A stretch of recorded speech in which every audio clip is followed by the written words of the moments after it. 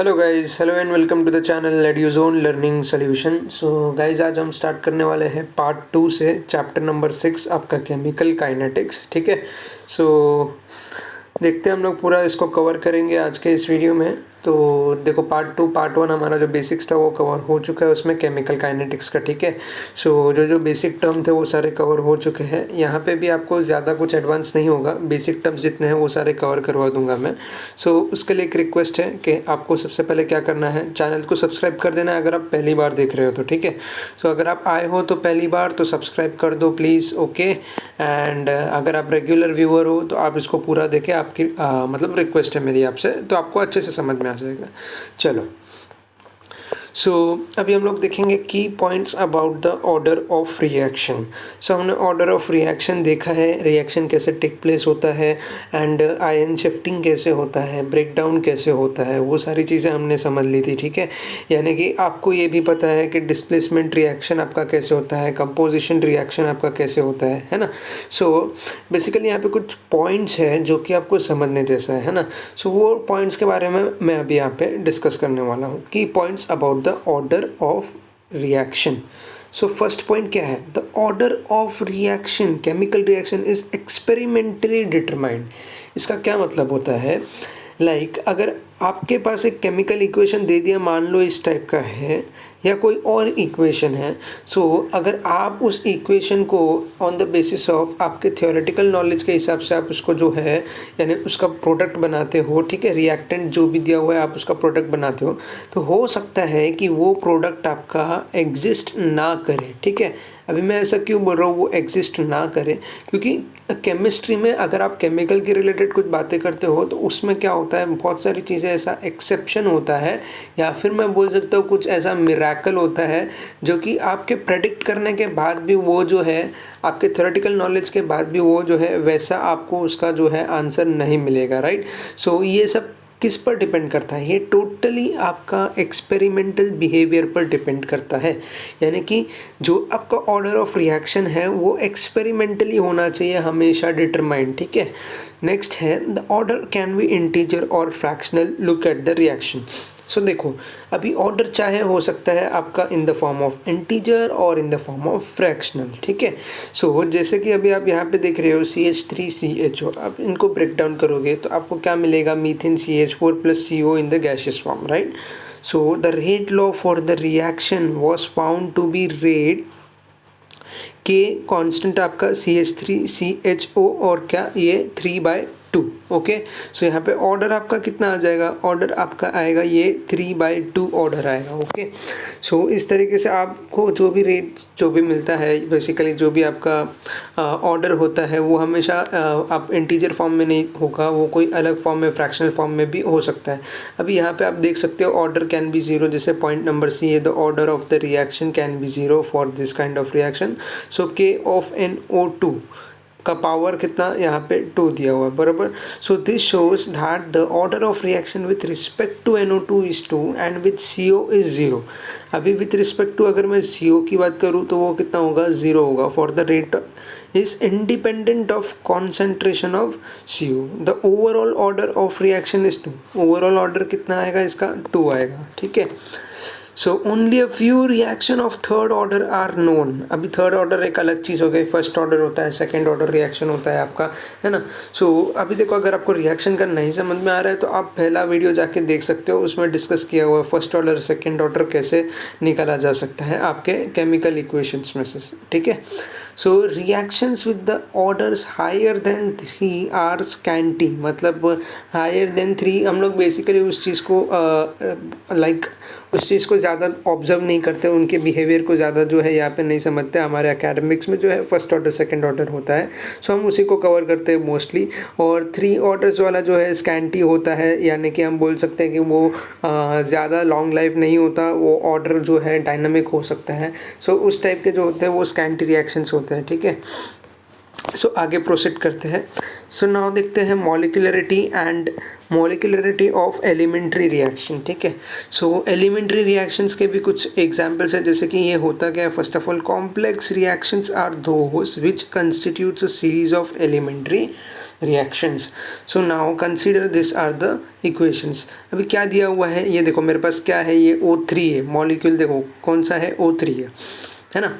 ये आप बोल सकते हो ये ट्राई एटॉमिक है, और ये आपके पास है यहाँ पे ऑक्सीजन प्लस ऑक्सीजन। ठीक है, ऑक्सीजन प्लस ऑक्सीजन नहीं बोलेंगे, O2 प्लस O बोलेंगे। यहाँ पे क्या है आपके पास, ये C2H5I, उसको ब्रेक डाउन किया, क्या मिला हमें, ये देखो ये स्टेबल फॉर्म नहीं है, अगेन C2H4 प्लस HI। तो this reaction occur in a single step and can not be broken down further into simpler reaction. आप इसको और आगे जो है इसको ब्रेक डाउन नहीं कर सकते, तो इस रिएक्शन को हम क्या बोलेंगे, एलिमेंट्री रिएक्शन बोलेंगे। समझ लो, आप इस जो भी रिएक्शन है इनको फर्दर ब्रेक डाउन नहीं कर सकते। अभी वो अलग केस हो जाता है कि आप जो है उनकी स्टेबिलिटी के अकॉर्डिंग जो है आप दूसरे जो भी एटम्स हैं उनके साथ आप रिएक्ट करवा दो, कोई कैटलिस्ट डाल दो, तो वो सारी चीज़ें एक्सेप्शन में आ जाएगी, लेकिन आप इनको जो है सिंपली ब्रेक डाउन नहीं कर सकते, इसलिए इन्हें क्या कहा जा सकता है, एलिमेंट्री रिएक्शन कहा जा सकता है। Now, molecularity of reaction. The molecularity refers to how many reactant molecules are involved. ठीक है, क्या पूछ रहा है ये, how many reactant molecules are involve in reaction. In the above reaction there is only one reactant molecule. जैसे हमने देखा ये कितना था, ये जो है लेफ्ट हैंड साइड में आपका कितना था, ये जो है आपका वन रिएक्टेंट हुआ। ठीक है ना, हम प्रोडक्ट की बात नहीं कर रहे, हम किसकी बात कर रहे हैं, हम रिएक्टेंट की बात कर रहे हैं। ठीक है, सो मॉलिक्यूलरिटी ऑफ रिएक्शन में हम किसकी बात करते हैं, refers to how many reactant molecules are involve in reaction. In the above reaction there was only one reactant molecule, correct? So these are unimolecular reaction or their molecularity is 1, है ना। अभी इनकी केस में क्या हो जाएगा, इनका molecularity 2 हो जाएगा। कितने हैं रिएक्टेंट, 2 है। ठीक है, so the elementary reaction involving 2 reactant molecules are bimolecular reactions और they have molecularity as 2। The molecularity of an elementary reaction is the number of reactant molecules taking part in it. I hope like आपको वो अच्छे से clear हुआ है। Molecularity of reaction सबसे simple है, reactant का जो पार्ट है आपको उसी को ऑब्जर्व करना है, लाइक कितने एटम्स है उसमें कितने मॉलिक्यूल्स है, तो ऑर्डर यहाँ पे कितना हो जाएगा, 2 हो जाएगा। जैसे कि हमने फर्स्ट केस में देखा था, ये ऑर्डर इसका 1 था। सो ये एलिमेंट्री रिएक्शन है। एलिमेंट्री रिएक्शन क्या होता है, आपका फर्दर ब्रेक डाउन नहीं होता। ठीक है, okay, so we shall proceed further now. So guys अभी हम लोग आ जाते हैं एक छोटे से एग्जांपल पर यहाँ पे। So reaction occurs in the following steps. तो यहाँ पे हमारे पास 2 रिएक्शंस है और 3 कंडीशंस है, तो उसी का हमें आंसर देना है। सो फर्स्ट रिएक्शन आपको दिया है NO2 plus F2 that gives you NO2F plus F। सो ठीक है, ये रिएक्शन का इन्होंने बताया कि स्लो रिएक्शन है। सो क्या बोला है कि यहाँ, और सेकेंड रिएक्शन आप देख पा रहे हो F प्लस NO2, यानी कि ये वाला that give rise to NO2F, right. यानी F में आप क्या कर दो, आप NO2 ऐड कर दो तो आपको क्या आ जाएगा, NO2F आ जाएगा। So write the equation of overall reaction, write down the rate law, identify the reaction intermediate. So equation of overall reaction कैसे लिखेंगे, सो वो लिखने के लिए फर्स्ट ऑफ ऑल आपको जो है यहाँ पर ऐड करना होगा। क्या ऐड करोगे अभी आपको देखो 2NO2, फर्स्ट स्टेप देखो, the addition of 2 steps give the overall result as 2NO2, है ना, 2NO2 plus F2 that give rise to 2NO2F। अभी ये कैसे हुआ समझो इसको ज़रा, देखो यहाँ पे NO2F है, ओके, और यहाँ पे क्या है आपका NO2F है, राइट। सो अभी ये NO2F और NO2F आपका जब ऐड होगा तो आपको क्या आएगा, 2 मॉलिक्यूल्स आ जाएंगे उसके, है ना। तो क्या हो जाएगा वो 2 मोल्स ऑफ NO2F। अभी ये NO2 है यहाँ पर, सो ये NO2 और ये NO2 ऐड हो जाएगा, है ना। ये NO2 और ये NO2 ऐड हो जाएगा तो आपको क्या मिलेगा यहाँ पे, ये आपको क्या मिलेगा, सिंपली 2NO2 मिलेगा। और यहाँ पर जो है ये F जो है ये पार्ट आपका जो है आपको यहाँ पे टर्मिनेट करना होगा और ये आपको मिलेगा F2। समझ में आया रिएक्शन कैसे हुआ? 2NO2 plus F that gives you a 2NO2F, यानी एडिशन कैसे करना है वो समझ में आया आपको। सो ओवरऑल रिएक्शन आप कैसे लिखोगे यहाँ पे 2NO2 plus F2 that is 2 molecules of NO2F, right? Clear? Write down rate law. अभी इस चीज़ का आपको रेट लॉ लिखना है तो आप कैसे लिखोगे? सिंपली आप क्या करोगे, रिएक्टेंट जो है आप उसको देखोगे, सो कांस्टेंट ऑफ क्या आ जाएगा NO2 एंड F2, तो इस तरीके से आप लिखोगे। ये आपका क्या हुआ, रेट लॉ हुआ। F is produced in step 1, step 1 में जो है आपका F प्रोड्यूस हुआ है, right, and consumed in step 2, यानी कि यहाँ पे कंज्यूम्ड हुआ है ये स्टेप 2 में आपका कौन सा F, ये वाला पार्ट देखो। सो ये कंज्यूम कहाँ पर हुआ, step 2। So F is the reaction intermediate. F को क्या बोलेंगे, रिएक्शन इंटरमीडिएट। ये भी बताता हूँ आपको डिटेल में रिएक्शन इंटरमीडिएट क्या है, तो उससे पहले मैं आपको ये वाला दिखा देता हूँ। आ जाओ चलो। सो रिएक्शन इंटरमीडिएट टर्म आप कभी डिफाइन करते हो जब भी वो होता है शॉर्ट लाइव्ड कंपाउंड, राइट। तो जैसे कि अभी हमने लास्ट वाले एग्जाम्पल में देखा F कहाँ पे प्रोड्यूस हुआ था और कहाँ पर कंज्यूम हो रहा है, ठीक है। सो उस चीज़ को क्या बोलते हैं हम लोग, शॉर्ट लाइव्ड कंपाउंड बोलते हैं, जो कि केमिकल रिएक्शन के अंदर बनता है। सो डिफर फ्रॉम ट्रांजिशन स्टेट। अगर आप सोचते हो कि जो आपका जो शॉर्ट लाइफ कंपाउंड है वो ट्रांजिशन स्टेट पे है, सो वैसा नहीं है, दोनों अलग अलग फॉर्म है। इंटरमीडिएट स्टेट एक अलग चीज़ होता है, यानी कि आपका जो रेट ऑफ स्पीड होता है, ठीक है। सो एक स्पेसिफिक टाइम पर जो है स्पीड जो है वहाँ पर वेरी होता है, यानी कि वो इंक्रीमेंट होता है या डिक्रीमेंट होता है, depend upon your catalyst and reaction, ठीक है। सो इंटरमीडिएट क्या होता है, जो कंपाउंड आपका होता है वहाँ पर शॉर्ट पीरियड ऑफ टाइम के लिए होता है, या मैं बोल सकता हूँ शॉर्ट लाइव्ड कंपाउंड उसको बोल सकता हूँ, ठीक है। सो उस चीज़ को हम लोग क्या बोलेंगे, यहाँ पे इंटरमीडिएट बोलेंगे, ठीक है। सो अभी यहाँ पे हम लोग देखते हैं order and molecularity if of, नहीं ये तो हमने ये वाला पार्ट देख लिया, राइट, ये पार्ट कवर हो चुका है हमारा, हमने उसका ऑर्डर जो है टोटली डिस्कस कर लिया था। Let me check once again, अगर ये कवर नहीं हुआ है सो मैं आपको ये भी कवर करवा देता हूँ। सो हमने देखा था मॉलिक्यूलरिटी ऑफ एलिमेंट्री रिएक्शन देखा है, एंड यहाँ पे ऑर्डर एक और बार, चलो कोई नहीं, अगर देख भी लिया तो बता देता हूँ, ज़्यादा टाइम नहीं जाएगा। Order and molecularity of elementary reaction. So इसमें क्या करना है आपको, एक बेसिकली एक रिएक्शन दिया जाएगा, rate law for the elementary reaction found to be rate. कैसे आप निकालोगे रेट इसका, सो NO2, ओके। सो ये आपका क्या है, रिएक्टेंट आपको लेना है कभी भी। The reaction is the second order and bye molecular the order of the reaction is 2 and the molecularity is also 2। सो इसका ऑर्डर कितना आएगा, 2 आएगा, और मॉलिक्यूलरिटी भी 2 आएगा। अभी आपको जैसे ये एलिमेंट्री रिएक्शन दिया हुआ है, ये एग्जाम्पल हमने चेक कर लिया है, ठीक है। सो इसका ऑर्डर आप कैसे लिखोगे, K of C2H5I, it is unimolecular and first order reaction, ठीक है।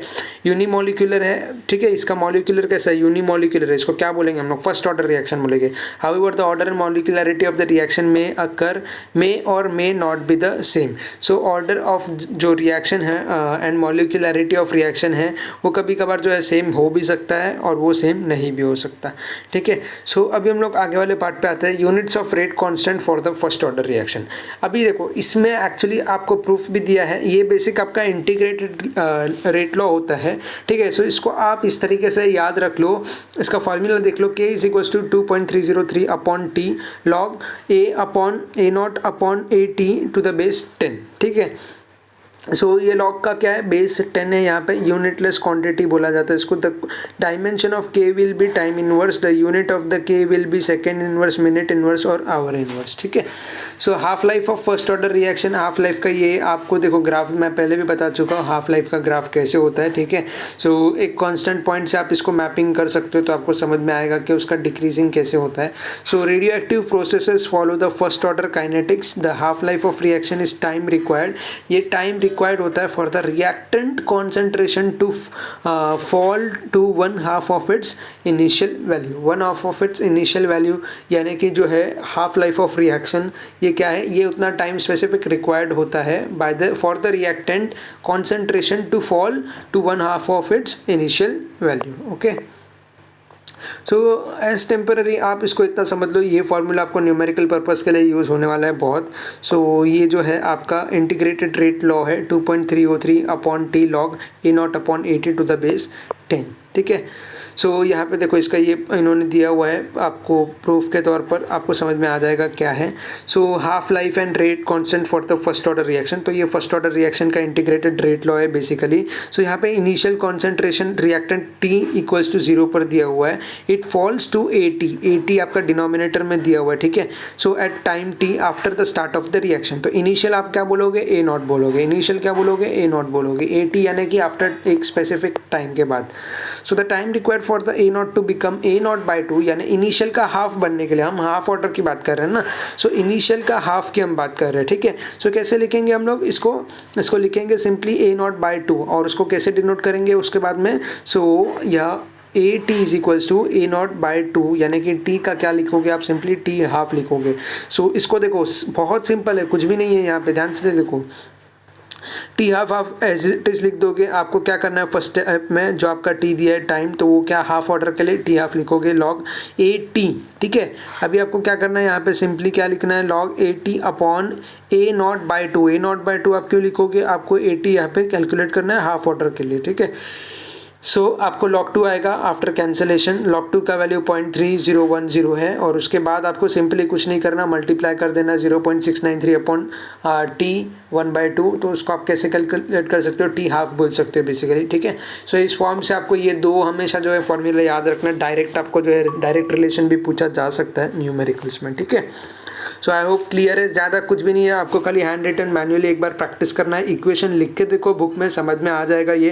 क्योंकि देखो सारी चीज़ें अगर मैं आपको यहाँ पे एक्सप्लेन करूँगा ना, तो फिर वो पॉसिबल नहीं हो पाएगा, ये एक ही टॉपिक लेने के लिए ज़्यादा टाइम चला जाएगा। सो अगर मैं आपको जो है पूरा उसका प्रूफ सॉल्व करके अगर बताऊँ तो, लेकिन आप फिलहाल समझ जाओ कि ये बहुत ईजी है। आपको जो इंटीग्रेटेड रेट लॉ है, हाफ ऑर्डर आपको कैसे निकालना है, खाली आपको जो है इन दोनों चीज़ पर फोकस करना है, सिंपली सब्सटीट्यूट करो वैल्यू और आपको ये आ जाएगा, कैलकुलेशन पर फोकस करो, ठीक है। सो ज़्यादा कोई टफ नहीं है, आप देखोगे कि ये डायरेक्ट ये फॉर्म से ये वाला फॉर्म कैसे आ गया, ठीक है। सो ये डायरेक्ट नहीं आया, छोटा सा 2 to 3 स्टेप्स का जो है यहाँ पे कैलकुलेशन है, उसके बाद आप प्रॉपरली कर लो कैलकुलेशन, तो आपको ये वाला स्टेप आ जाएगा। अभी देखते हैं हम लोग आपका क्या graphical representation of first order reaction. So first order reaction देखो मैं बार बार आपको बता चुका हूँ, अभी देखो first order reaction differential rate law for the first order reaction, ठीक है। सो ये रेट कैसे निकालते हैं हम लोग, -dA ऑफ dt निकालते हैं, dA/dt निकालते हैं, और उसका रेट कैसे निकाल सकते हैं, constant rate K of AT + 0। So y is equal to mx + c वाला इक्वेशन आपको पता है स्लोप का जो होता है। So the equation is the form of y is equal to mx + c, a plot of rate versus AT। देखो यहाँ पे इनिशियल कॉन्सेंट्रेशन और उसका रेट लिया हुआ है, ठीक है। Is a straight line passing through origin, straight line passing through origin, this is the figure, the slope of straight line is K। So slope क्या है आपका यहाँ पर K है। सो यहाँ पे किस तरीके से आपका इक्वेशन निकालेंगे, मतलब किसके बेसिस पर निकालेंगे, यहाँ पे A ऑफ T पर, ठीक है। So concentration with respect to time पर ये डिपेंड करेगा, और उसका रेट यानी कि K, यानी कि यहाँ पे K लिखेंगे, यहाँ पे क्या लिखेंगे, A ऑफ T लिखेंगे, ठीक है। सो आई होप ये भी अगेन आपको क्लियर है। सो रिएक्शन इंटरमीडिएट क्या है, देखो हमने जो पहले वाला देखा था रिएक्शन, वहाँ पे क्या हो रहा था, Cl is formed in the first step and consumed in the second. Such species जैसे हमने NO2 का देखा, उस चीज़ को आप रिलेट कर सकते हो यहाँ पे। Such species represents the reaction intermediate, the concentration of the reaction intermediate does not appear in the rate law. So rate law में हम लोग क्या करते हैं, उस चीज़ को नहीं ध्यान देते, यानी कि concentration of reaction intermediate that does not appear in that. So distinction between order and molecularity of a reaction, ठीक है। ज़्यादा अभी कोई टॉपिक बचा नहीं है, क्लियर हो जाएगा। ऑर्डर क्या है, एक्सपेरिमेंटली डिटरमिन्ड प्रॉपर्टी है। मॉलिक्यूलरिटी क्या है, थ्योरेटिकल एंटिटी है। मॉलिक्यूलरिटी आप जो है एक मतलब आपके थ्योरेटिकल नॉलेज के बेसिस पर आप उसको जो है रिएक्शन करवा सकते हो और ऑब्जर्व कर सकते हो। ऑर्डर जो होता है आपका ये एक स्पेसिफिक होता है, यानी कि ज़्यादा एक्यूरेट होता है, ठीक है। ज़्यादा क्या होता है, एक्यूरेट होता है, क्योंकि आप उसको एक्सपेरिमेंटली करते हो। It is the sum of the power of the concentration terms of reactants, ठीक है। क्या होता है, सम ऑफ पावर होता है, यानी कि आपके रिएक्टेंट में कितने पावर्स है। मान लीजिए मैंने अगर लिख लिया यहाँ पे NO2 का पावर 2, ठीक है। आप खाली समझ जाओ इसको, मैं कैसे लिखने की कोशिश कर रहा हूँ आप इसको, ठीक है।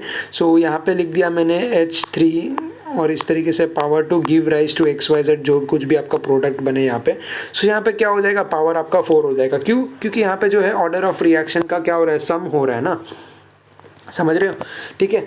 सो यहाँ पे क्या होता है, it is the number of reactant molecules taking part in an elementary reaction. तो ये मॉलिक्यूल्स पर डिपेंड करेगा, ये आपके ऑर्डर पर यानी कि पावर पर डिपेंड करेगा। It may be an integer fraction और zero but it is suppose to be an integer. यानी कि जब भी आप ऑर्डर निकालते हो तो वो ऑलवेज ज़रूरी नहीं है, क्योंकि ये ऑर्डर आपका किस पर डिपेंड करता है, ये आपके रिएक्टेंट के पावर पर डिपेंड करता है, और ये मॉलिक्यूलैरिटी आपके मोल्स पर डिपेंड करता है। So it is based on integer. So बहुत सिंपल था टॉपिक। आज का टॉपिक जो था आपका ऑर्डर और मॉलिक्यूलैरिटी था, यानी कि रिएक्शन पर था। सो आई होप आपको जो है क्लियर हुआ होगा। So while concluding this video I would like to request you please do subscribe, okay, अगर आप फर्स्ट टाइम देख रहे हो तो, ठीक है। इससे मुझे भी मोटिवेशन मिलेगा और मैं आगे और भी इनकरेज होता रहूँगा ऐसे कंटेंट बनाने के लिए। तो subscribe is directly proportional to new content, ठीक है। So if you are the catalyst for me, if you would like to give me a like, so it would be a catalyst type for me, so definitely it will take reaction will take faster. So as if you subscribe and you do like, so it will provide me to like it will encourage me to provide you a new and better content. So I hope आपको chemistry अच्छे से समझ में आ रही होगी। तो मिलता हूँ नेक्स्ट वीडियो में, सब तक के लिए take care, thank you and bye bye.